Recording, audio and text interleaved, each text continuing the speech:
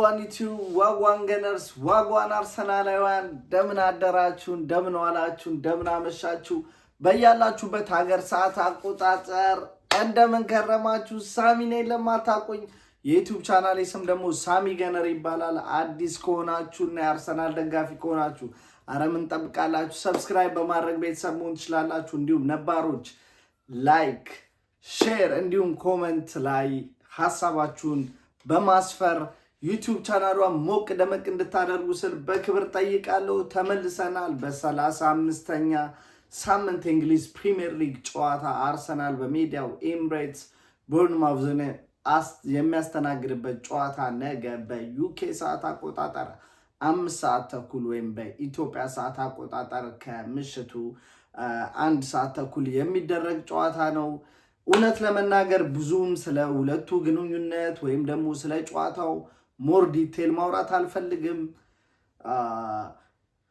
ሙሉ ለሙሉ ሐሳቤ ሙሉ ለሙሉ የአርሰናል የቻምፒዮንስ ሊግ ጨዋታን እንዴት ቀልብሰን ውጤቱን አግኝተን ወደ ፋይናል የምንሄድበትን ነገር እናመቻቻለን የሚለውን ሙሉ ሐሳቤ እዛ ላይ ነው ያለው። እውነት ለመናገር I don't give a shit about Premier League። በዛው ልክ የፕሪሚየር ሊግም ነገር ውጤቱ በጣም ያስፈልገናል። አይ ኖ ሊስን ግን የሆነ ነገር ያስፈልገናል። ግን የሆነ ዋንጫ ይዘን መውጣት አለብን። አትሊስት ዚህ ሲዝን ካልሆነ በጣም በጣም በጣም አስቸጋሪ ነገር ውስጥ ነው የምንገባው። እንደ ክለብም እንዲሁም እንደ ደጋፊም ከተቃራኒ ክለቦች ደጋፊዎች የሚሰነዘሩት ነገር አስቀያሚ ይሆናል ከወዲሁ። እውነት ለመናገር እኔ ማን ዩናይትድ እና ቶትናም አይ ቲንክ ለኤውሮፓ ሊግ ፋይናል የሚደርሱ ለክለቦች ይሆናሉ።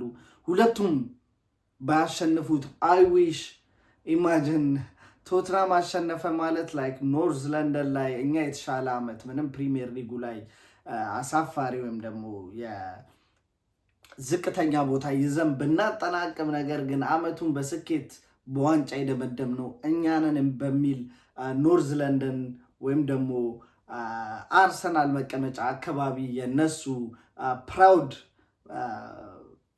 ይገዝፋል ማለት ነው። ከኛ በቃ ይሄ ነው የሲዝን ዋንጫ። ምንም ጥሩ ሲዝን አሳልፈ ያለ ዋንጫ ስታጠናቅቅ መጋፈጥ ያለብህ ሐቁ ይሄ ነው።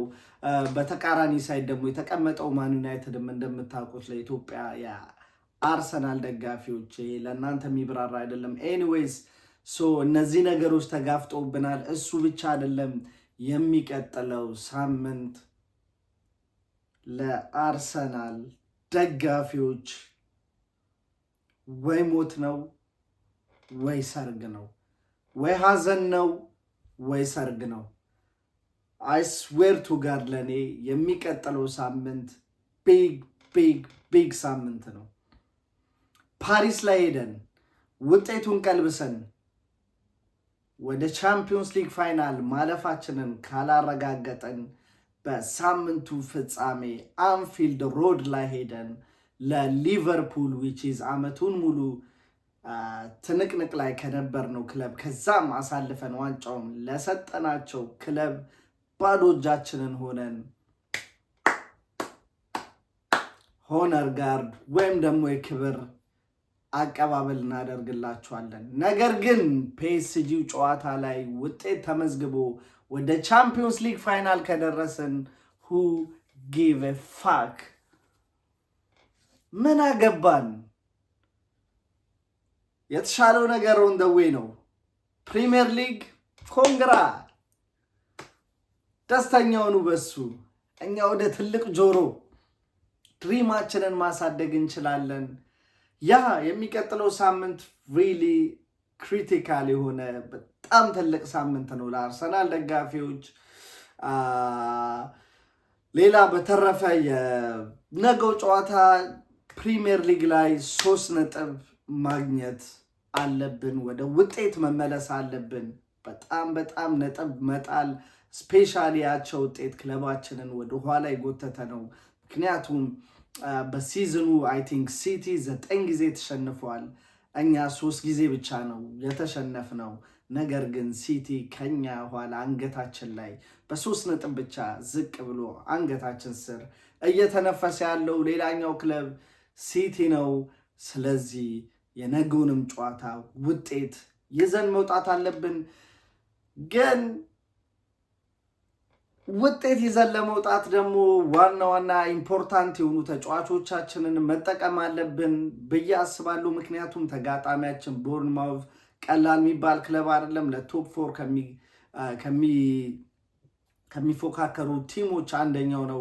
ኔክስት ሲዝንም ቻምፒዮንስ ሊግ ይገባል ተብሎ ከሚጠበቁ ቲሞች አንዱ ነበረ። ቅርብ ጊዜ ላይ ትንሽ የውጤት መንሸራተት ቢደርስበትም ነገር ግን ሊስን ይሄ ክለብ ገዳይ ተጫዋቾች አሉት። ሴሜኖ ታውቁታላችሁ፣ እጅግ አደገኛ የመስመር ተጫዋች፣ እንዲሁም ክላይቨርት ሆላንዳዊው ተጫዋች እሱም አደገኛ ተጫዋች ነውና ነገሮችን በኢንዲቪጁዋል ፕሌየርስም የመቀየር ሙሉ ለሙሉ ኃይል ያለው ቲም ነው። እነሱን ፌስ ማድረግ የነበረበት ውጤት ለማግኘት ከተፈለገ የዋና ቲም አሰላለፋችን ነበር። ነገር ግን ከወትሮ ለየት ያለ አሰላለፍ ነው የምመርጠው። ይሄም ቀላል ነው። የሮቡ ጨዋታ ላይ ሙሉ ለሙሉ ደም መለገስ ካለበት ደምም ተለግሶ አጥንትም መከስከስ ካለበት ተከስክሶ we have to win that match. That's it. ያሁኑ ጨዋታ ላይ የተወሰኑ ተጫዋቾችን አሳርፋለሁ ማለት ነው። ቦርንማውዝ የመጀመሪያ ጨዋታውን በሜዳቸው 2-0 በሆነ ውጤት አሸንፈውናል። ታስታውሳላችሁ፣ አነጋጋሪ ከነበሩ የዚህ ሲዝን ጨዋታዎችና በዳኞች ከተነጠቅናቸው ጨዋታዎች መካከል አንዱ ነበር። ያ ወዛጋቢ የዊሊያም ሳሊባ ቀይ ካርድ ማለት ነው። ኤኒዌይስ ብዙ የሚባል ነገር የለውም። ሌትስ ፎከስ ለሮቡ ጨዋታ። ሆፕፉሊ ሁላችንም በደስታ ያን ሳምንት የእርግማን ሳምንት ሳይሆን የፍስሐ ወይም ደግሞ የደስታ ሳምንት ሆኖ ፏፈሽ እያለን ቪዲዮ እንደምንሰራ አይሆፕ። ቪዲዮን ከማጠናቀቄ በፊት የቋሚ 11 ተጫዋቾችና ውጤት ግምቴን እንደሚቀጥለው አሰፍራለሁ ማለት ነው። የግብ ጠባቂ ቦታ ላይ ዳቪድ ራያን ምንም ጥያቄ የለውም። ዳቪድ ራያን ጨዋታ የሚጀምር ይሆናል። እውነት ለመናገር ያለፉት 3-4 ጨዋታ ዳቪድ ራያ ኢስ ኖት አባውት በጎል ጠባቂነት ግን ከኳስ ጋር ያለው ሚና እንዴት ከኋላ መስርተው ሊነሱ ሲያስቡ ምን ያህል ክለቡን በፓስ ችሎታው ራሱ እንደ አምስተኛ ተከላካይ ወጥቶ ከነሱ ጋር በቢውልድ አፑ ሲሰራ በይፋ በጣም በኦቪየስ በሆነ ነገር እየተመለከትኩት ነበር። ያለፉት 3 ጨዋታ አይዶን ነው እሱም ይጀምር ይሆናል። እንዲሁም በቀኝ የመከላከል ፉልባክ ቦታ ላይ ቲምበርን የዚህ ጨዋታ ላይ አሳርፌ ቤን ዋይትን ነው ማሰልፈው ማለት ነው። ሲምፕል ቲምበር የባለፈው አስቸጋሪ ምሽት ነበር የደረሰበት። ከዛ ነገር ጉልበትም ኢነርጂም ሁሉንም ነገር ሬዲ ሆኖ እንዲመጣ የነገን ጨዋታ ቤንች ላይ ማስቀምጠው ይሆናል። እንደ ውጤት አስፈላጊነቱ ቀይረን የምናስገባው ይሆናል። የቀኝ መሃል ተከላካይ ቦታ ላይ ዊሊያም ሳሊባ ምንም ጥያቄ የለውም። ማሳረፍ ብንችል ከምናሳርፋቸው ተጫዋቾች መካከል ነበር። ነገር ግን ካለን የተጫዋቾች ጉዳት አንጻር በሱ ቦታ ላይ ተቀይሮ መሰለፍ የሚችለው አንድ ተጫዋች ቤን ዋይት ነበረ። ኦልሬዲ ቤን ዋይትን ቲምበር እንዲተካ ስላደረግ ነው ዊሊያም ሳሊባ በቀኝ የመሃል ተከላካይነት የሚጀምር ይሆናል። በግራ የመሃል ተከላካይ ቦታ ላይ ደግሞ ጃኮቭ ኪቪዮር የሚጀምር ይሆናል። ዲስ ጋይ ኢዝ ዱዊንግ ጉድ ጆብ ሆነስሊ። እንደዚህ አልጠበቅኩም ነበር።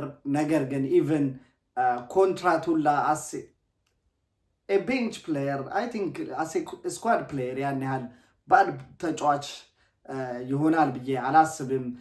አይ ቲንክ ለዛም የሚመጠን ሰው እንዳልሆነ ባለፉት ፐርፎርማንሶቹ ማየት ችለናል። ወደ ግራ የፉል ወይም ደግሞ የተከላካይ ክንፍ ቦታ ላይ ስመጣ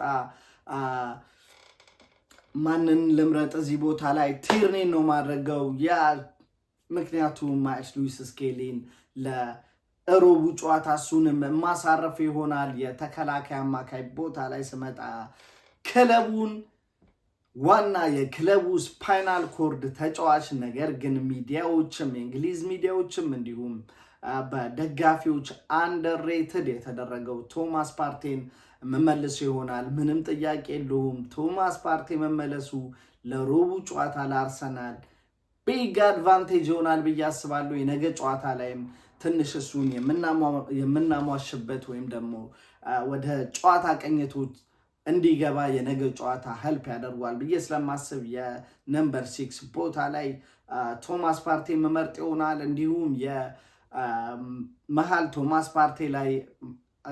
ፓርቴን አጣምሮ በመሃል ስፍራ ላይ እንዲጫወቱ መፈልጋቸው ተጫዋቾች ደግሞ ኢታን ንዋኔሪ እና ዚንቼንኮን ነው። አይኖ በጣም ትልቅ ዲስሪስፔክት ነው ለቦርንማውዝ። ነገር ግን ሊስንጋይ አንድ ነገር አለች፣ ለእሱ አባጣሳለሁ። ታሲስ ትንሽ ተስፋም ትሁን ምንም ትሁን አውልቴክ ያለንን ነገር ሁላ ለሮቡ ጨዋታ ሴፍ ማድረግ ስላለብን ወይ ከመሃል ቦታ ተጫዋቾቻችን ኦዴጋርድንና ራይስን ምናስወጣ ይሆናል። ሆነስሊ ኦዴጋርድ አይዶኖ ስለሱ ምንም ብዬ ማውራት አልችልም። ምክንያቱም የአምበልነት ጥያቄ ውስጥ የአምበልነት ሚናውን ራሱ ጥያቄ ውስጥ የከተተ ፐርፎርማንሶች ነው እያሳየ ያለው።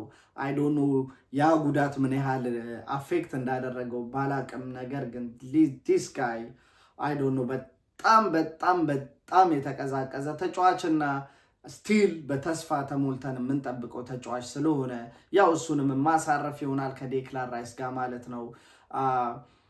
እንዲሁም በቀኝ የክንፍ ቦታ ላይ ደግሞ ራሂም ስተርሊንግን አሰልፍና ቡካዮ ሳካን አሳርፋለሁ። ራሂም ስተርሊንግ ያ አንተ ላይ ጥሎናል። ኢፍ ዩ ካን ዱ ዩር ቤስት ግን ከአንተ ምንም አልጠብቅም። ሆነስሊ የግራ የክንፍ ቦታ ላይ ደግሞ ትሮሳርድን ነው መጠቀም የምፈልገው። ምክንያቱም ትሮሳርድ አይ ዶንት ቲንክ ሶ የሮቡ ጨዋታ ላይ የኔ አሰላለፍ ላይ አይኖርም ኦብቪየስሊ። ምክንያቱም አርቴታም የሚያስገቡ አይመስለኝም። የሱ ፌቨራይት ስትራይከር ቦታ ላይ ሜሪኖ ነው። ማርቲኔሊ ምንም ጉዳት ከሌለበት በስተቀር የክንፍ ቦታውንም ለማርቲኔሊ ስለሚሰጠው ማርቲኔሊን እዚህ ጨዋታ ላይ እናሰልፍና ትሮሳርድን ማርቲኔሊን እዚህ ጨዋታ ላይ እናሳርፍና ትሮሳርድን እናስጀምራለን ማለት ነው። የፊት ነምበር 9 ቦታ ላይ ሚካኤል ሜሪኖ እናደርጋለን። ምክንያቱም ያለፉት 2 ጨዋታዎች ላይ እዛ ቦታ ላይ መጫወት አልቻለም ነበር። እዛ ቦታ ላይ ትሮሳርድ እየተጫወተ ስለነበር እዛ ፖዚሽን ላይ ድጋሚ ቴምፖን እንዲያገኝ ያግዘው ዘንድ የነገውን ጨዋታ እዛ ቦታ ላይ ነው ማስጀምረው። ይህን ይመስላል የኔ ቤስት 11። የእናንተ ምን ይመስላል? ኮሜንት ሴክሽን ላይ አሳውቁኝ። በእኔ ሀሳብ ካልተስማማችሁ ማለት ነው። ወደ ውጤት ግምት ሲሄድ አይኖ በጣም አስቸጋሪ ነው፣ ግን በቃ ሶሪያ ምንም ውጤቱ ምንም ይሁን ምን አል ኔቨር ሳይ አርሰናል ይሸነፋል። አል ጊቭ 2-1 ጨዋታው ያልቃል ብዬ ገምታል፣ ወይም 1-0 ግን 2-1 ባለው ይያዘልኝ። ይህን ይመስላል ዛሬ የመጣሁበት ፖይንት። ነገ ከጨዋታው በኋላ እስካገኛችሁ ድረስ አማውት ፒስ